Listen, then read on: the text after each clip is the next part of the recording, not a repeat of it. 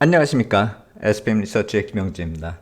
암호화폐 관련해서 여러 가지 행사가 있는데 5월 말에 비트코인 2025라는 타이틀로 라스베가스에서 3일 동안 열렸습니다. 얼마 전에 두바이에서도 비슷한 행사가 열려서 에릭 트럼프가 자금 유치한 얘기 나왔었죠. 암호화폐 관련한 그런 국제 행사가 계속 열리고 있습니다. 그 진행 과정상의 하나다 이렇게 보시면 될 것 같고, 미국에서만도 관련된 스토리가 좀 이어지고 있다 이렇게 볼 수 있습니다. 6월 5일에 서클 IPO가 있었죠. 성공적인 주식시장 데뷔다 그런 식으로 평가받고 있는데, 그날 6월 5일에 트럼프와 머스크의 불화설이 본격적으로 나타나면서 주식시장에 이런 식으로 악영향을 미쳤습니다. 지금 보고 계신 건 테슬라 주가인데 계속 빠지고 있었죠. 트럼프가 한마디 하면 머스크가 한마디, 또 반복되는 그 모습 속에서 주가는 이렇게 계속 빠졌다라는 것입니다. 주식시장 인덱스도 마찬가지였고, 지금 보고 계신 건 비트코인인데 그 역시 마찬가지로 계속 좀 빠지는 그런 모습 보였고요. 이날 주식시장 장 마감 이후에 비트코인은 이런 식으로 급락을 보였습니다. 비트코인뿐만이 아니라 암호화폐 전반적으로 안 좋은 모습 보였습니다. 그런데 이 안 좋은 모습이 순간적으로 이렇게 나타나고요. 미국 시장 주식시장 마감 이후에 한국 시간으로는 새벽에 나타난 일이고, 한국 투자자들은 아침에 깨어나 보니까 소식으로만 전해 들을 수 있었던 그 흐름입니다. 왜 그런 일이 벌어졌는지 얘기가 나오고 있는데, 제가 봤을 때는 이러한 타임라인을 하나씩 해석하기보다는 좀 연결해서 어떤 의미를 가지고 있는가, 또 글로벌 유동성하고는 무슨 관계가 있는가, 그걸 해석하는 게 더 중요한 게 아닌가 그런 생각이 듭니다. 타이밍상으로 놓고 보면 22 통화정책이 마무리된 다음에 그 다음에 나타난 모습이고, 다음 주부터는 미 국채 발행이 본격화되고요. 또 그 다음 주에는 BOJ, FMC 회의, 중요한 통화정책 회의가 또 이어집니다. 다음 주 국채 발행 일정도 또 의미가 있는 변화가 있기 때문에 여러 가지로 유동성 측면에서 이러한 흐름이 의미가 있는 게 아닌가, 또 이렇게 크래쉬라고 표현될 수 있는 그런 흐름이 나타났다라는 것, 마치 글로벌 전체 유동성 측면에서 봤을 때는 엔켈이 청산같이 순간적으로 나타나는 하나의 변화, 하지만 중장기적으로 봤을 때는 이러한 변화가 어떻게 이어지는지 지난해 엔켈이 청산 이후에 나타났었던 자산시장 흐름, 그것도 한번 좀 참고해 볼 필요가 있다 이런 생각이 듭니다.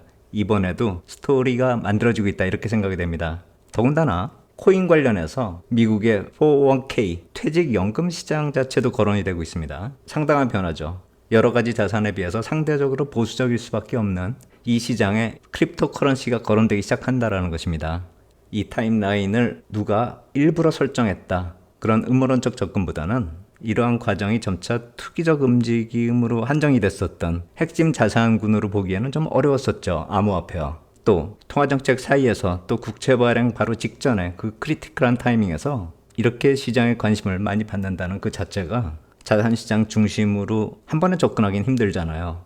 하지만 최소한 일반적으로 접근할 수 있는, 특히나 퇴직연금 투자 대상으로 거론될 수 있는 가장 보수적 투자 관점에서도 접근 가능한 이미지가 형성되는 그 하나의 과정이다 이렇게 생각한다면, 암호화폐 시장으로서는 상당히 큰 의미다 이렇게 생각이 되고, 향후에 스테이블 코인 시장이 형성되는 데 있어서도 중요한 하나의 포인트가 되는 게 아닌가 그렇게 생각이 됩니다. 그래서 이번 일정 이게 누가 의도했다라기보다는 이러한 일련의 흐름들로 인해서 하나의 자연스러운 변화로 일으킬 수 있는 것이 아닌가, 그걸 한번 이번 유동성 흐름하고 더불어서 그걸 이렇게 연결해보죠. 제가 보고 있는 유동성 흐름의 한 마디, 이번 통화정책 회의 지나서 7월 베스트 재무부의 분기 재무계획 확정 때까지요. 그 과정상에서 나타나는 생각지 않았었던 포인트가 또 추가됐다, 그렇게 볼 필요가 있어 보입니다. 그래서 제목을 통화정책과 크립토커런시, 오늘 얘기는 이쪽에 포커스를 맞추고 말씀드리도록 하겠습니다. 이번에 라스베가스에서 열린 비트코인 관련한 컨퍼런스요. 어떤 시세의 분기점이 될 수 있는가, 그것도 관심거리였는데, 비트코인 시세가 그 이전에 좀 강세를 보였었죠. 비트코인 시세에 보면 이런 식으로 흘러왔었는데 4월 저점 만들고 계속 상승하는 그런 모습 나타났고요. 5월 말에 라스베가스에서 그 행사가 있었던 그 즈음이 거의 정점을 형성했었다 이렇게 보시면 될 것 같아요. 주식시장에서도 종종 그런 모습 나타납니다. 관련된 그런 컨퍼런스가 열리면은 그걸 중심으로 그 이전과 그 이후는 약간 좀 다른 모습이 나타나죠. 그 이전에 상승을 하면 그때가 정점이 되고, 그때까지 또 하락을 하면 그게 바닥이 되는 경우가 종종 있죠.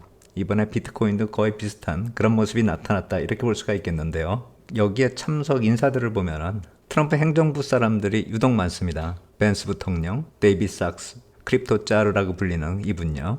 암호화폐 관련한 그 비율을 그대로 공유하고 있다 이렇게 보면 될 테고요. 트럼프 주니어, 에릭 트럼프까지 이 행사 참여 주요 인사들 중에 하나입니다. 데이빗 sak스가 주장하는 비트코인 관련한 그리고 크립토 커런시나 CBDC 관련한 규제, 더불어서 스테이블 코인 관련한 시각은 트럼프 대통령하고 거의 비슷한 시각이다 이렇게 보시면 될 것 같아요. 미국의 전략적인 디지털 자산으로 삼아야 되고 정부가 비트코인 매입도 가능하다. 암호화폐 규제 관련해서는 완화 이후에 산업 자체를 육성해야 된다. CBDC 같은 경우는 정부가 감시할 수 있는 도구로 악용될 수 있기 때문에 그보다는 스테이블 코인 쪽으로 가야 된다. 그것이 미국 달러 패권도 강화하는 그 수단이고 민간이 운영을 하되 정부가 적절한 규제를 마련하면서 제도권으로 들어오게 하면 된다. 이 주장입니다. 이러한 얘기가 딱 여기서 어떤 결론을 내린다 이거보다는 계속 공론화되면서 법안도 추진이 되고 있기 때문에 결론을 향해서 가는 과정이다 이렇게 보시는 게 맞을 것 같아요. 그런 상황에서 스테이블 코인 관련된 기업 서클이 상장을 합니다. 6월 5일 스테이블 코인 관련해서 지니어스 액트가 의회에서 통과 절차를 밟고 있는데 시장에서는 또 다른 각도로 일이 진행되고 있는 것입니다. 이걸 계기로 해서 또 암호화폐 관련된 기업들이 IPO를 신청하고 있다라고 하는데 이제는 이렇게 되면은 암호화폐 관련된 기업들이 점차 영역을 넓혀간다. 그렇게 볼 수 있는 것이고 그것은 결국 암호화폐에 대한 시각을 바꿀 수 있는 것이죠. 아직도 이쪽에 대해서는 일반 투자자들 중에서 거부감을 갖는 그런 경우가 많습니다. 저도 오래 이전에 그렇게 좋게 보는 그런 관점이 아니었는데 트럼프 정부 들어서면서 유동성 관련해서 변화가 나타나는 그 모멘텀을 추적하다 보면 이쪽을 빼놓을 수 없기 때문에 이쪽의 흐름을 계속 관찰하고 있는 것이고 그러다 보니까 이것이 점차 제도권 쪽으로 들어오고 있고 단순히 투기 대상이 아니라 이제는 유동성의 하나의 줄기가 될 수 있다라는 그리고 더불어서 미국 부채의 해결 방법 중에 중요한 역할을 할 수 있다라는 점이 유동성 측면에선 빼놓을 수 없게 된 그런 상황이기 때문에 이쪽에 관심을 가질 수밖에 없다 이렇게 생각을 합니다. 이번에 상장된 서클 같은 경우가 USDC 관련한 그런 기업이고 시장 점유율은 테더 쪽이 더 크죠. 그리고 약간의 차이점이 있습니다. 구성 자산 쪽을 놓고 보더라도 서클 같은 경우는 주로 국채 기반인데 테더 같은 경우는 귀금속도 포함해서 화폐 가치 하락에 대해서 어느 정도 헤징을 한다 이렇게 볼 수가 있죠. 좀 더 다양한 자산이 포함되어 있다 이렇게 볼 수가 있는데 중요한 건 두 개 다 달러와 국채 기반을 중심으로 하고 있다. 그래서 그것이 향후에 통화를 대체할 수 있는 주요 수단이 되는 것이고 이 두 기업 중에서 현 정부가 어느 쪽을 더 선호한다 그렇게 볼 수는 없는 것이죠. 서클이 상장한 날 암호화폐 시장에 충격을 받았었던 그 이유를 여러 가지로 해석이 가능한데 이 서클 주가가 상장하자마자 고점 치고 장중에 계속 좀 안 좋은 모습을 보였습니다.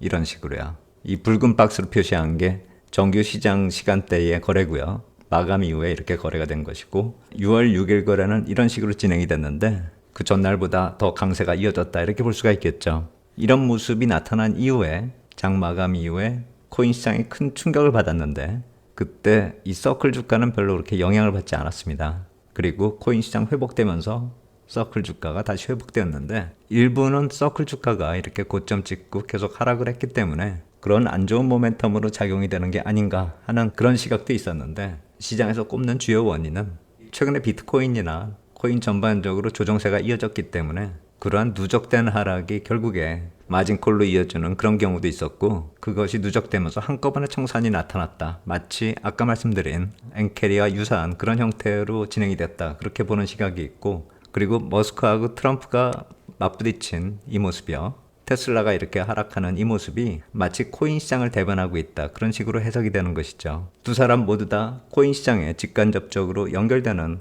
그런 경우이기 때문에 더더욱 그렇죠. 그리고 또 한 가지 요인은 암호화폐 고래들이 매도를 했다. 많이 가진 사람들이 물량을 털어냈다. 마치 라스베가스 행사 때 정점 치고 서클 상장을 모멘텀으로 매도 시점을 잡았다. 그런 식으로 해석이 되는 것이죠. 이게 복합적으로 작용이 돼서 단기적으로 폭락이 나타났다. 그런 식으로 해석이 되는 것인데 그러한 폭락 자체가 매물 부담을 줄여주면서 향후에 몸집을 가볍게 하는 그런 반작용도 나타날 수 있는 것이고 이러한 얘기가 나오면서 시장에 관심이 또 집중되고 있다는 점, 그 점도 한번 좀 생각을 해봐야 될 것 같아요. 특히나 401k 투자 환경의 변화도 한번 생각해 볼 타이밍이 됐다라는 점, 그 점도 주목할 만한 변화 중에 하나다 이렇게 생각이 되는데 암호화폐 시장에 관심을 가지는 게 당연한 시각으로 변화되는 것처럼 이쪽에 대한 시각도 변화될 수 있다는 것이죠. 2022년 바이든 행정부가 내놓은 그런 규제책이 명확하게 문서화되어 있습니다. 그 문서 살펴보면 이런 식으로 표시가 되어 있습니다. 2022년 3월에 퇴직연금 관련해서는 어떤 식으로 주의를 해야 된다라는 식으로 아예 명문화되어 있는 것이죠. 그러한 모습이 규제 일변도에서 이제는 가능성을 찾는 단계로 서서히 변화가 되고 있다는 것이죠. 그렇다 하더라도 퇴직연금이 바로 투자를 시작한다, 그렇게 시장이 보고 있지는 않습니다. 아직도 리스크가 높은 게 사실이고 가치 측정에 있어서는 불확실한 측면이 많기 때문에 지금 당장의 변화는 어려울 텐데, 중요한 거는 이 자산을 보는 시각이 변화되고 있다는 것이죠. 정리를 하면은 22통화정책회의가 마무리되면서 서클 IPO가 마무리되면서 상장이 진행이 됐고, 그 이후에 하나의 모멘텀으로 인해서 암호화폐 시장이 폭락을 겪었는데 단기에 마무리되고 시장은 많은 관심을 가졌죠. 이게 어떤 영향을 미칠 것인지. 그런데 그게 바로 회복이 되는 그런 시세로 들어서고 있고, 다음 주에 국채 발행 시작 바로 직전에 그런 모습이 나타남으로 인해서, 그리고 또 그것이 스테이블 코인이 국채하고 바로 직결되고 이번에 상장된 서클이 국채를 기반으로 하고 있다는 점, 그런 와중에 직전에 이런 일이 생김으로 인해서 실제로 연관성은 없지만 시장은 비슷한 시기에 이런 일이 나타나면서 점차 눈에 익기 시작했다라는 점도 하나의 변화다, 이렇게 생각할 수 있는 것이죠. 한 번에 자산시장 중심으로 들어설 수는 없어도 이러한 일정 속에 끼어들었다라는 것 자체가 의미 있다라는 것이죠. 암호화폐가 이제 스테이블 코인 발행으로 인해서 국채하고 연결이 될 텐데, 그 연결이 되는 바로 그 기업이 상장을 했고 그러면서 시장에 관심을 받기 시작했다라는 점, 크립토가 중앙은행 유동성 쪽으로 점차 진입하고 있는, 시장의 영향은 크지 않았지만 제가 봤을 땐 하나의 또 중요한 사건이 아니었나, 그런 생각이 듭니다. 여기서 이번에 국채 발행한 또 하나의 변화도 한번 살펴보겠습니다. 입찰 일정 한번 살펴보면 3년물 입찰 일정이 6월 10일, 10년물이 11일, 30년물이 12일입니다. 그런데 보통 20년물은 30년물이 마무리된 다음에 한 일주일 뒤쯤에 일정이 있었습니다. 그런데 이번에는 거래일로 따지면 하루 뒤에 6월 16일에 일정이 잡혀 있습니다. 이게 다다음 주 월요일이거든요. 30년물은 다음 주 목요일이고요. 그러니까 거래일수 하루 띄고 20년물 입찰이 이어진다는 것입니다. 지난 5월 재무부 분기 자금 조달 계획을 살펴보면 20년물 국채 발행 일정 관련해서 프라이머리 딜러들하고 협의를 했습니다. 3년물, 10년물, 30년물 입찰 일정에 근접해서 20년물 입찰을 시행하면 어떤 효과가 있을까? 그것에 대해서 협의를 한 것이죠. 20년물 혼자 따로 떨어져 있다 보니까 20년물은 발행이 시작된 지 얼마 안 됐기 때문에 돌아오는 만기 물량도 없어서 그렇게 인기가 많은 것도 아니고 수요 자체도 좀 애매할 수밖에 없는 것이죠. 듀레이션도 10년물과 30년물의 중간 정도 되는 것이기 때문에 좀 애매하기도 하죠.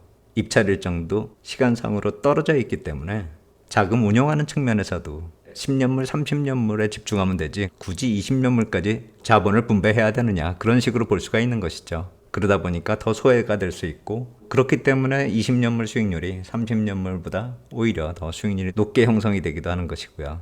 인기가 없다라는 것이죠. 그러니까 그러한 점을 해결하기 위해서 베센트 재무장관 들어서면서 20년물을 3년, 10년, 30년물 입찰 일정하고 근접해서 일정을 잡으면 어떨까? 그걸 이번에 시험한다, 이렇게 생각이 됩니다. 왜 시험이라고 표현하냐면 지난번에 일정에서도 변화가 없었고요. 이번 지나서 7월이나 8월 일정을 봐도 20년물 일정이 예전처럼 이렇게 떨어져 있습니다. 이번만 좀 붙어 있는 것이죠.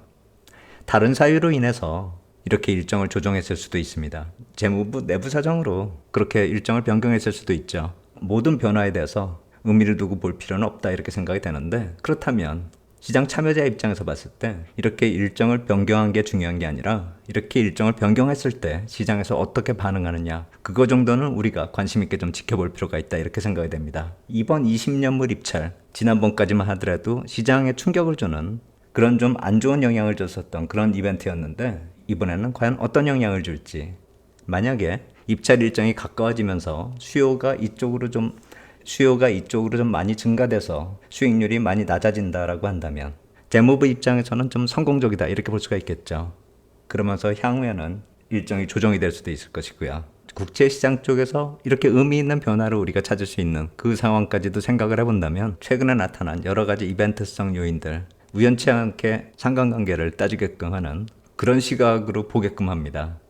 그러니까 6월 초에 서클 IPO가 나타나면서 코인 시장이 급락이 나타나고 그게 모멘텀 플레이로 매도 클라이맥스를 형성하면서 단기 급락 이후에 단기 회복한 그 모습을 봤을 때는 IPO 리스크가 아니라 IPO 이후에 나타났었던 시세가 좀 부진했었던 이 모습이요. 이 리스크가 반영되는 그 모습으로 해석할 수도 있겠지만 그러한 것이 암호화폐 시장이 걸림돌이 된다 이렇게 보는 것보다는 암호화폐 시장이 시스템 리스크로 확산되지는 않는다 그런 시그널을 줬다 그렇게 해석할 수도 있죠. 단순하게 암호화폐 시장이 투기자산이라는 작은 찻잔 속에서 나타났었던 찻잔 속 태풍이 아니라 어차피 언젠가는 같이 가야 될 국채 시장과의 연동성을 암시한 게 아닌가 그렇게 해석을 할 수도 있죠. 물론 바로 다음 주에 나타나는 국채 입찰 결과를 좀 봐야 되겠지만 그 이전에 부실했었던 암호화폐 시장의 유동성 리스크를 제거했다라는 점, 그 점도 주목해 볼 필요가 있다라는 것입니다. 30년물 입찰과 20년물 입찰 부담이 될 수밖에 없죠. 최근에 국채 시장 흐름을 보면은요. 더군다나 20년물 입찰은 좀 부담을 많이 줬었으니까요. 특히 지난달은 더 그랬고요.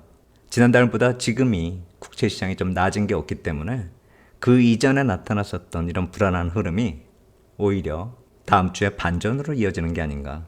그리고 20년물 국채가 30년물 쪽으로 일정을 앞당겨졌을 때 만약에 그게 긍정적으로 나타난다라고 한다면 전체적으로 최근에 나타났었던 이런 흐름들이 불안보다는 전반적으로 긍정적인 모멘텀으로 작용될 수 있다는 것이죠. 그게 이번 주에 나타났었던 흐름으로 짧았지만 적지 않은 폭의 하락이 나타나고 회복된 그 비트코인 시세하고 연관해서 전체 자산 시장을 좀 해석할 필요가 있다 이렇게 생각이 듭니다. 이 문제는 다음 주 국채 발행되는 그 모습하고 그 결과하고도 연동해서 다시 점검을 해봐야 될 것입니다. 여태까지 나타난 모습으로 봤을 때는 하나의 결론을 내기 위해서 만들어져 가고 있는 흐름, 그런 정도의 의미, 개인적으로 그런 시각으로 보고 있습니다. 모든 게 좋은 상황이다 이렇게 표현할 수는 없습니다. 경제가 많이 불안한 상태인 것은 확실하죠. 나오는 지표가 시장에 긍정적으로 작용한다 해서 경제 상황이 지금 좋다 이렇게 표현할 수는 없습니다. 그 불안한 경제가 자산 시장 쪽으로 또 어떻게 영향을 미칠지 그것도 좀 따져봐야 됩니다. 지난주에 베이지북 집계가 나와서 오픈됐습니다. 그 내용 살펴보면 여러 가지 얘기를 하고 있는데 직관적으로 볼 수 있게끔 시각화한 자료를 찾아봤습니다. 마켓워치에서 잘 정리를 했는데 위축 국면인 주 그걸 붉은색으로 표시를 했고요. 정체된 지역이 노란색, 낮지만 성장 추세가 이어지고 있는 곳이 이 녹색입니다. 한눈에 딱 들어오죠. 현재 상황이요. 그런데 제가 봤을 때는 여기에 양극화 개념은 들어있지 않고 주식시장하고 연결되는 게 어떤 부분인지는 또 우리가 생각을 해봐야 됩니다. 그건 다른 각도에서 봐야 됩니다. 전체 상황은 이렇게 볼 필요가 있고요. 그리고 또 고용지표도 마찬가지로 트럼프 정부가 이민 단속을 많이 했죠. 그럼으로 인해서 노동인구는 축소가 되고 있기 때문에 노동시장이 약화되고 있다라고 하지만 그게 실제로 지표상으로 놓고 봤을 때는 긍정적으로 나올 수도 있다라는 점도 우리가 좀 봐야 될 것 같아요. 이거는 오늘 내용하고는 약간 좀 거리가 있기 때문에 시황 방송을 할 때 이쪽을 좀 다시 다루도록 하겠습니다. 전반적으로 놓고 봤을 때 경제를 봤을 때는 불안 요인은 지속되고 있다. 그러면서 그런 불안 요인이 있기 때문에 나타날 수 있는 유동성의 변화, 트럼프가 만드는 감세 정책이 미칠 수 있는 영향, 그것도 또 생각을 해봐야죠. 이러한 모습이 없다라고 한다면은 트럼프의 감세 정책은 지지를 받을 수가 없는 정책이 될 것입니다. 이게 있기 때문에 감세 정책을 추진할 수 있다는 것이죠. 더불어서 다음 주부터는 통화정책 얘기도 나올 거란 말입니다. 이번에 22 통화정책 회의에서 금리 인하를 한 다음에 슈나벨 이사의 코멘트 좀 주목할 필요가 있다 이렇게 생각이 됩니다. 페드와 ECB의 정책상의 디커플링 계속 이어지지 않을 것이다. 그 얘기를 하는 것입니다. 디커플링이 이어지지 않는다라고 한다면 이 디커플링은 페드는 계속 금리 정책이 정체되어 있는 상태고 ECB는 계속 기준금리를 인하하고 있죠. 그러면서 계속 금리차가 벌어지고 있는 그 모습을 뜻하는 것이죠. 근데 이 디커플링이 지속되지 않는다라고 한다면 페드가 금리를 내리던지 ECB가 올리던지 둘 중에 하나죠. 근데 이분이 매파적인 시각을 가지고 있는 분이라는 점을 감안한다면 그 디커플링이 지속되지 않는다라는 뜻은 이제 ECB가 내리는 것이 한계에 다다랐고 언젠가는 돌아설 수 있다. 그걸 뜻한다. 전 그렇게 봅니다. 페드 시각으로 놓고 보면 이번에도 금리 인하 안 할 것이고 올해 많이 한다라고 봤을 때 2번 정도 금리 인하가 나타나는 것이고 ECB는 기준금리 인하는 마무리하면서 바닥을 다지는 국면으로 들어설 수 있다. 그렇게 볼 수 있는 것이죠. 그것이 자산시장 쪽으로 어떤 영향을 미칠지 그거 한번 좀 생각해 볼 필요가 있습니다. 우리가 지금 생각하고 있는 기준금리 인하폭 그 이상을 기대하기는 힘들다라는 그 시각으로 우리가 좀 이해할 필요가 있어 보입니다. 그거를 다시 원점으로 돌려서 스테이블 코인 쪽하고 연결해서 생각해 본다면은 기준금리 인하를 통한 유동성 확보, 유동성의 포커스를 그쪽으로 볼 게 아니라 스테이블 코인이 부채를 대신하는 미국 국채를 기반으로 해서 발행이 되면서 부채를 희석시키는 그 과정, 그걸 한번 좀 생각을 해봐야 될 것입니다. 이러한 일정이 진행되고 타임라인 상으로 살펴봤을 때도 최근에 나타나는 이 모습들에서는 트럼프 행정부, 특히 재무부하고 페드에 어느 정도 조율도 있었을 수 있다, 그런 생각이 듭니다. 국채를 매개체로 해서요. 현재 글로벌 시장 유동성 흐름 보면은 투기 등급 자산이잖아요. 이 비트코인이나 스테이블 코인 관련된 암호화폐 시장 자체가요. 그런데 점차 이 보수적인 투자자들의 포트폴리오, 심지어 미국의 연금까지 암호화폐 접근이 가능해지는 그 분위기로 들어설 수 있다라고 한다면은 이제 비트코인이 단순히 투기 자산으로 소외되는 국면을 벗어나기 시작했다라는 점 우리가 좀 생각해 볼 필요가 있다라는 것이고, 제도권 쪽에서도 점차 편입 움직임이 점차 가시화되고 있는 것이고, 이런 금융회사들의 움직임이 시장의 신뢰를 어느 정도 만들어줄 수 있는지 그게 관심이 가는 것이죠. 통화정책회의가 이제 코앞으로 다가왔는데 이런 글로벌 유동성하고 ECB가 먼저 시작하면서 관심이 전반적으로 확대가 되고 있는데, 트럼프 대통령이나 파월 의장, 베센트 재무장관의 입장을 놓고 봤을 때 각자의 고민이 여러 가지가 있겠지만 공통된 분모도 우리가 찾을 수 있습니다. 트럼프 대통령은 당연히 경제 활성화 통해 가지고 금리 인하를 요구하고 있는데, 파월 같은 경우는 그게 안 된다라는 그 입장을 계속 고수할 것이고, 베센트는 재정 문제 해결해야 되죠. 이 공통 분모가 결국 무엇으로 이어지는지 그걸 한번 생각해 볼 때라는 것입니다. 그런 맥락에서 놓고 보면 비트코인이나 스테이블 코인이 보수적인 투자자들에게도 시각을 조금 바꿔주게 된다면은, 그리고 글로벌 유동성 확대 기조가 이어진다라고 했을 때는 부채 해결의 실마리가 될 수 있는 스테이블 코인을 기반으로 해서 그동안의 자산시장 중심에서 벗어나 있었던 그 모습이 아니라 이제는 미국 국채하고 구조적으로 연결될 수 있는 그 변화가 나타날 수 있게끔 분위기를 만들어갈 수 있는, 시장의 시각을 바꿔줄 수 있는 그러한 변화는 이미 시작됐다, 이렇게 볼 수 있다는 것이죠. 한 번에 큰 변화가 나타나는 게 아니라 그 변화를 만들기 위한 여러 가지 사건이 중첩이 되면서 그 변화가 나타날 가능성을 높이고 있다, 그 점을 보자라는 것입니다. 그래서 말씀드린 것입니다. 이러한 타임라인을 누가 설정했다, 그런 음모론적 접근보다는 이러한 모습이 어떤 결과로 이어질지 그것에 포커스를 맞추면서 보자라는 것입니다. 유동성 흐름은 제가 오늘 좀 약간 좀 복잡하게 체크를 했는데, 다음 주 시장의 모습 보면서 또 암호화폐 시장하고 지금 멈춰져 있는 주식시장, 국채 시장의 흐름 한번 보면은, 그리고 다음 주 국채 발행과 더불어서 통화정책 회의까지 이어지는 그 분위기를 살펴보면 점차 그 가닥을 잡아갈 것이다, 그렇게 생각이 됩니다. 제가 봤을 때는 유동성 흐름에 있어서 적지 않은 변화가 지금 이미 시작되고 있다, 그 생각이 듭니다. 오늘 여기까지 하도록 하겠습니다. 감사합니다.